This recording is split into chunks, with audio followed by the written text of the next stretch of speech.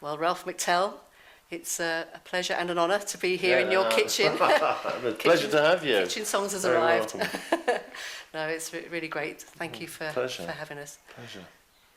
And it's a mighty kitchen you have here. It's Well, nice we're a and big square family, and lots of light. And yeah, we're a big family, and we've had this table behind us is able to accommodate about 15 people, and we've had that around there, and we've got lots of kids and grandchildren now, so it's the heart of the house, isn't it, the kitchen, yeah, you know. It certainly is. And it's nice, and it's a nice place to play guitar in here as well. So do you do your sort of writing in here? I don't write in here, but I've actually recorded an album in here, and my son came down and helped me.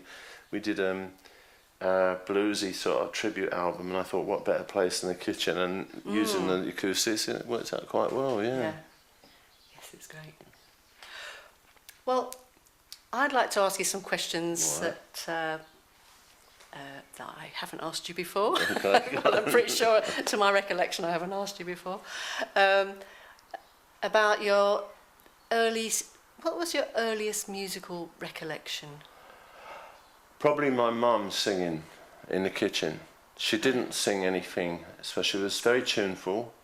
She used to sing those sort of rather maudlin ballads, like "I Wonder Who's Kissing Her Now" and all that. And and I liked it when she sang, because my dad had left when we were quite young, and it meant that she was happy. Although the sentiment, I picked up on the words, so there was this. It was very interesting, because I always thought that it was as if she'd written the songs. She'd always picked the songs that could have been adapted to her situation. But I've grown up with a love of melody as a result of mum singing. So what was your initial thrust? What moved you into actually songwriting and guitar playing to start with? Well, the guitar is just a wonderful thing. It's so seductive, and if you get bitten by it and you want to play, especially fingerstyle, which makes the bloody thing orchestral under your hands, because you've got a bass line going on and rhythm and lead lines and chords reveal, putting your fingers in the wrong places.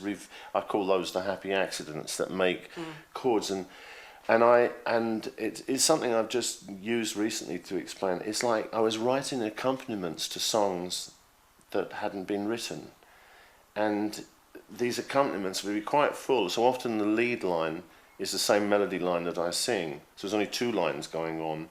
But most of the accompaniments will stand up as tunes on their own, because they're all born in the first position on the guitar, the first 3 or 4 frets.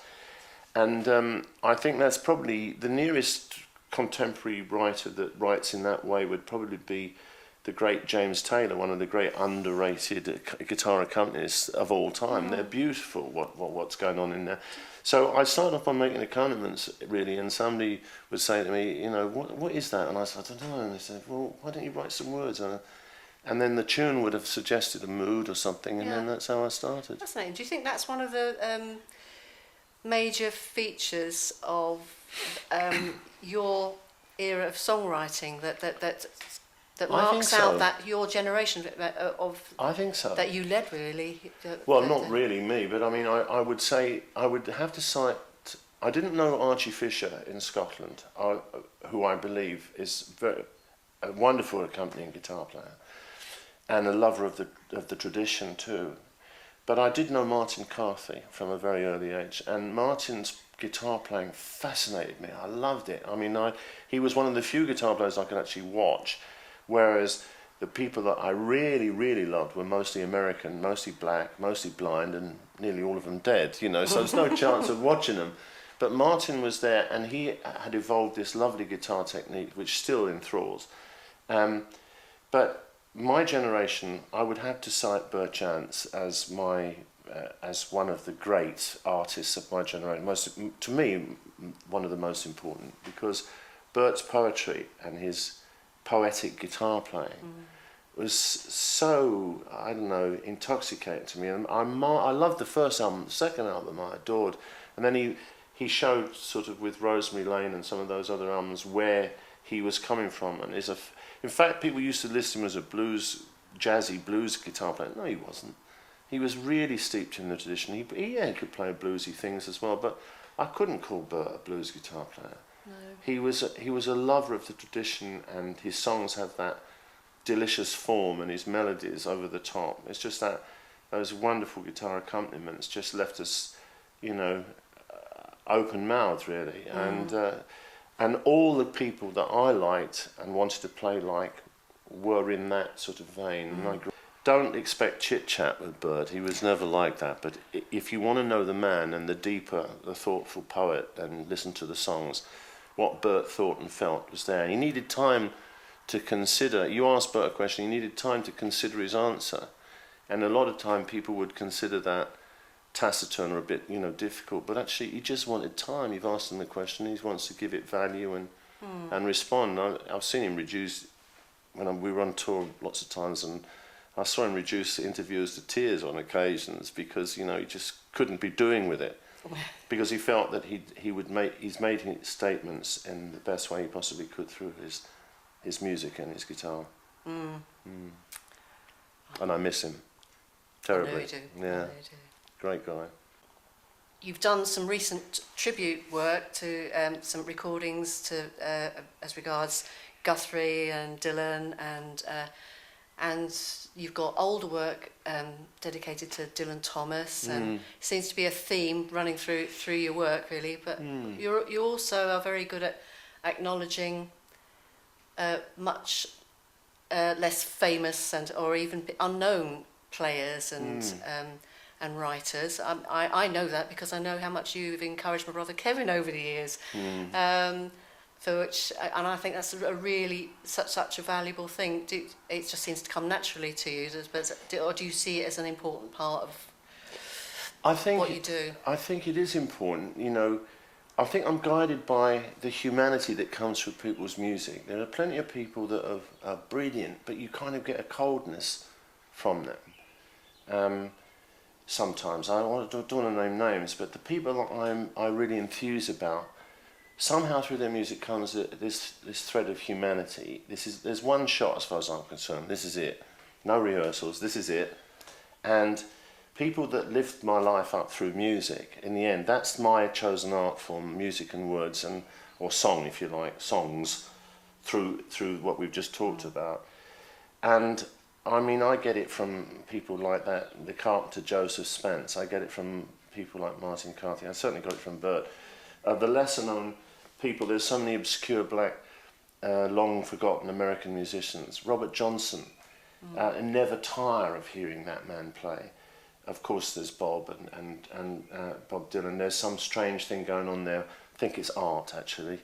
But there is still a humanity, and the way his tender love songs in his early years still move me very deeply.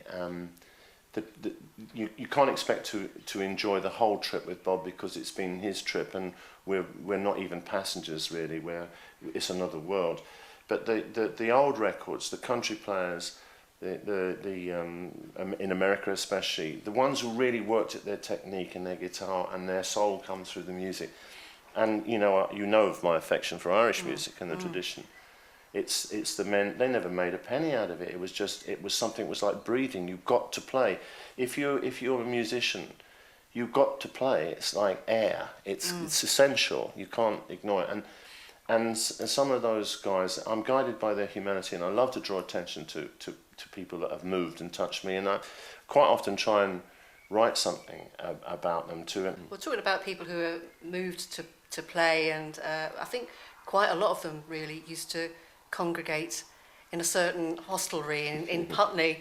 It's fascinating to me that there was this group of songwriters, yourself and Bert and Whiz Jones, and others who seem to you have the little community that you sort of inhabited down here in Cornwall, and you all lived in not far away from each other in Putney, and I was lucky enough to sort of go to the same boozer. You know, it was a fantastic Have you got place. any particular highlights of those early days? I used to call it was like my front room extension, because they'd tip out of there and they'd all come to our house, and my poor wife Nana was just so wonderful. She put up with these invasions. Some of these guys, we won't mention any names, but some of them had a few personal freshness problems, especially when they'd been on the road for a while. And my little ones would come downstairs in the morning and step over sleeping bodies on the sofa and things like that. But when music is so vital, performance and meeting up and sharing and talking and just talking the night away with a few drinks. They were heady days, and we can mention the pub. It was called the Half Moon in Putney, and I was lucky enough to see Sonny, Terry Brown and McGee there. I saw Stefan Grappelli there. I saw countless musicians in the back room, and the saloon bar was just an extension of, all our friends used to gather, and we just used to talk music and talk music. So Alan O'Leary. Yeah, he organised a lot. He organised a lot of us, didn't he? Into sort of. He did. Getting to know each other and not just Irish traditional music. He was really pretty circumspect and. Yeah, he had no kind of hierarchy. Just say, come on, go. You've got to come and see. I'm sorry, you've got to come and hear this bloke. You've got to come and hear this fiddle player or something. When I was a kid, I had a mate called Henry who was like that, and we were mad about jazz, and I've written a dedication to Henry in my book. He said, you've got to hear this trombone player. So we would drive miles to listen to a trombone player in a band, and we'd talk about it all the way home, or a pianist or whatever. So, and Alan's the same. Al is one of those enthusiasts. He doesn't look for anything else out of it except music. It's a lifeblood. It's a total.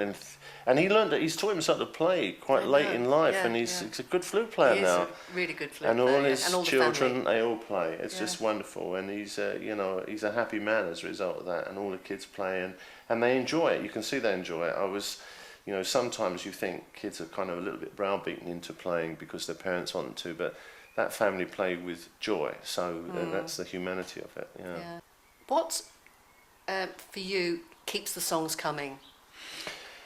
Well, in the absence of any belief in anything after this, I'm concentrating on the now, and the fortunate position I find myself in is that I'm a little bit known now, and for a couple of songs, that's better than lots of people. And I think you have a duty to make a contribution, and what I look for is probably what I always look for, except I didn't know what it was, and it is the poetry of the day to day. Something happens. It can be musical, as I talked about guitar poetry, if you like, but it's incidents that touch me, and of course the big emotions are always there, and there's nothing new to be said about any of them, or is there? I mean, I got 5 sort of rules about songwriting, given that there's nothing original under the sun, can you bring something new to it? Can you make it poetic? Can you make it melodic? Can you phrase the accompaniment and so on so that there is a harmonious between them all? And can you make it short? No. I'm still working on the 5th one. But I noticed from your website, Ralph, and you've just been talking about poetry, and I was thinking, poetry in motion. I notice you're a big fan of Georgie Best. Did you ever think of writing a song about him? No, how could you? I just love. You see, there you hit it. There's a man with a humanity. Of course he wasn't able to handle the drink, but we know so many people like that, don't we? We do. Poor George was thrust into the limelight so early on, but he played for Fulham, and that's my club, as you probably know. And I had the great joy of spending an evening with him that went on for him till 4 o'clock in the morning. I went to bed about 2, being the sissy I am, because I had to do TV in the morning. And George sat at the bar, and he loved Fulham. He loved playing with Fulham. He said it was one of the happiest times of his life, him and Rodney Marsh. And your heart goes out to the man. He was so handsome, so skilled, so talented. You can think of musicians the same way, and often they burn themselves out. So like many of the musicians that I so admire, who don't drink before they play, they have a drink afterwards. That's that's the way it works for me now. Oh, I'll have to give that a try. I'm much better than years ago, I have to say. Just the one. Well done. But it's habitual. I really just put it away. I just don't do it anymore, and I find that I can cope. I do other things. I walk about a bit, and I have my little ritual. I get a 5-minute call, or I get a 10-minute call, and a 5-minute call, and a 2-minute call, and then we go out, and I'm fine. I can do it now. Just talk for a bit till you settle. Yeah. And that's it. Well, thank you for talking to us. Well, it's Thanks absolute for pleasure. having Kitchen Songs. It's been so fantastic to see you, Ralph. And you. Thank you, and good luck with the rest of it as well. Right, we'll see what we can do. Yeah.